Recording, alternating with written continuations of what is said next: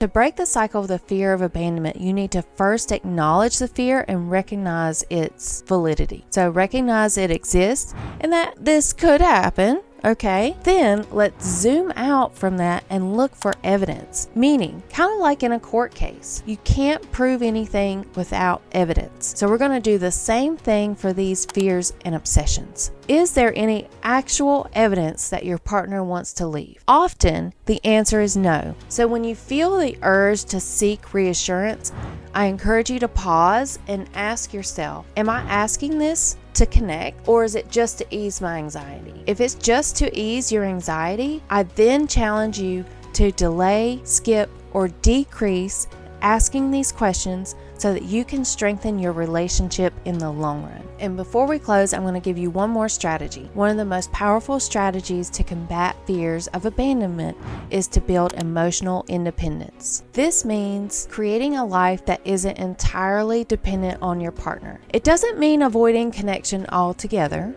Okay, because I think, in our society, we really push independence. But when you think about it, like pursue independence at 110%, we're going to be lonely. So it's not being so independent that you're by yourself, but it's creating this healthy emotional independence where you're not fully reliant on your partner for your emotional needs. So some of those action steps looks like developing hobbies and friendships outside of your relationship. And honestly, because we're all human, it's important for you to recognize that your partner is not going to meet all of your emotional needs, and that's okay. So as difficult as it may feel to do a hobby or to have friendships outside of your relationship, I encourage you to start small. Start with something that you will be successful in, like maybe going out to get coffee with a friend. Okay, so it's not like a full-on shopping day or anything extravagant.